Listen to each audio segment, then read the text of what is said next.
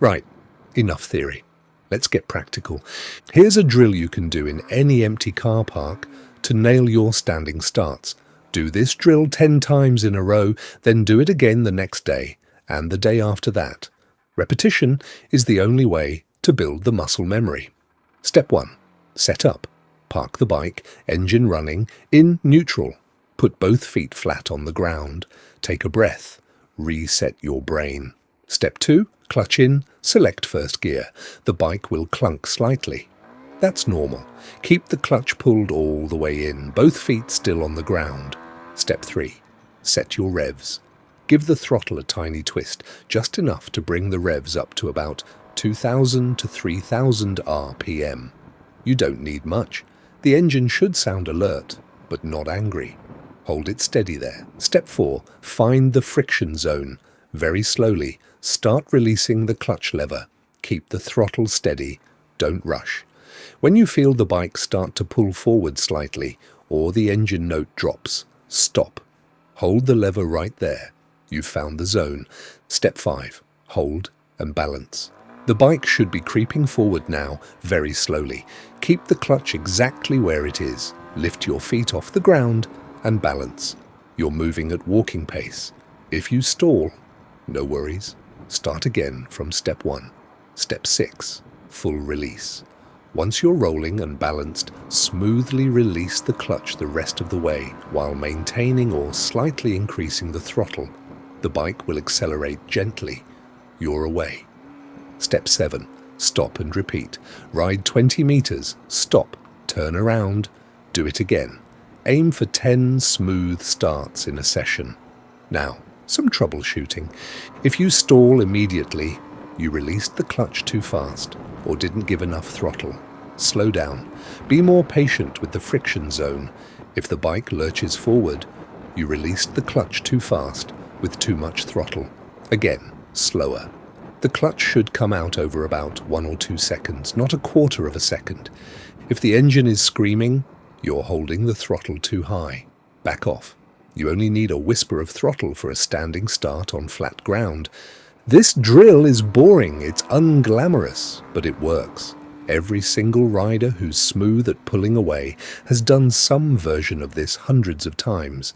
Put in the reps, get the skill. Slow ride drill. Walking pace, control without panic. Once you've got standing starts sorted, the next skill to build is slow riding. Staying upright and in control at walking pace. This is harder than it sounds, and it's one of the most useful skills you'll ever learn. Slow riding is what gets you through car parks, tight spaces, traffic jams, and tricky maneuvers without dropping the bike or panicking. The drill. Pick a straight line in your car park. Could be a painted line, could be an imaginary line between 2 points. Your goal is to ride along that line at walking pace for 20 meters without putting your feet down. That's it, the technique. You're going to ride the friction zone, clutch partially engaged, tiny bit of throttle, constantly adjusting. If you feel the bike slowing down too much, release the clutch a fraction or add a whisper, more throttle. If you feel yourself speeding up, pull the clutch in slightly or ease off the throttle. You're making micro adjustments the entire time. Your body position matters here. Look up and ahead, not down at the ground. Your head should be up, your eyes focused on where you're going, not on the front wheel. If you stare at the ground, you'll wobble. Trust me on this. Vision controls balance. Keep your body loose. Stiff arms and a tense grip make the bike wobble. Let the bike move a bit underneath you. It's supposed to. Small wobbles are fine. You correct them with gentle steering inputs and subtle weight shifts, not by panicking and grabbing the brakes. If you feel like you're going to tip over, resist the urge to put your foot down immediately. Try to save it with throttle and balance first. Sometimes just a tiny bit more throttle or a slight handlebar adjustment is enough to keep you upright. Feet down is your last resort, not your first move. Once you can do 20 meters, try 30, then 40. Then try doing it in a gentle curve instead of a straight line. The tighter the curve, the harder it is. Work your way up. Why this matters. Slow riding teaches you precise clutch and throttle control, improves your balance and builds your confidence in tight situations. It's also the foundation for U-turns, parking, and low-speed maneuvers. Master this, and half your beginner anxieties disappear. How to recover calmly after a stall at lights or in traffic. Okay, reality check. You're going to stall in public. You'll stall at traffic lights with cars behind you. You'll stall pulling out of a junction. It's going to happen, and it's going to feel mortifying. But here's the thing, it's only mortifying if you let it rattle you. If you know how to recover calmly, it's just a minor hiccup. What to do the moment you stall. Step 1. Don't panic. Easier said than done, I know. But seriously, take half a second to breathe. The bike is fine, you're fine. The cars behind you can wait literally 3 seconds. They'll survive. Step 2. Pull the clutch in immediately. This stops the bike from trying to lurch forward when you restart it, and it stops you from stalling again the moment you turn the key. Step 3. Check your feet. Make sure both feet are flat on the ground and you're balanced. If you're on a slope, this is important. You don't want to roll backwards into the car behind you. Step 4. Restart the engine. Turn the key or press the starter button. Most bikes won't start unless the clutch is pulled in, so make sure it is. The engine fires up. Good. Step 5. Reset and go. Make sure you're in first gear. You probably still are. Set your revs, find the friction zone, and pull away smoothly. Don't rush it because you're flustered. Smooth is faster than rushed and stalled again. If someone behind you honks, ignore them. You're learning. You're doing your best. Their impatience is not your problem. Give them a little wave if you want, a friendly one, and carry on with your day. If you stall multiple times in a row, it's almost always because you're rushing. Stop, take a proper breath, and slow your restart process right down. Rushing guarantees another stall. Slowing down breaks the cycle. Here's a mental trick that helps. Tell yourself, this is free practice. Every stall is just another rep.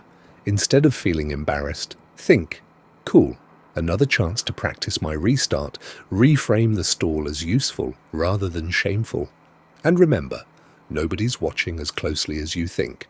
The person behind you will forget about this in 30 seconds. You're not the main character in anyone else's story. Stall, restart, move on. Common bad habits and how to fix them. Let's talk about the bad habits that make clutch control harder than it needs to be.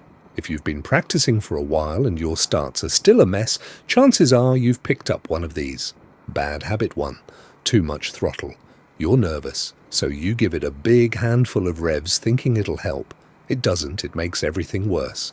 When you release the clutch, the bike lunges forward, you panic, you stall or grab the front brake and it's chaos. The fix. Use way less throttle than you think you need. On flat ground, you need barely any. The bike will pull away happily on a whisper of throttle if you let the clutch out smoothly. Bad habit 2. Dumping the clutch, letting it out too fast because you're impatient or nervous. Result? Bunny hopping, stalling, or lurching forward like a kangaroo. The fix. Slow down. The clutch should come out over 1 or 2 seconds, not a fraction of a second. Find the friction zone, pause there for a beat, then ease it the rest of the way out. Smooth and deliberate beats fast and sloppy every time. Bad habit 3.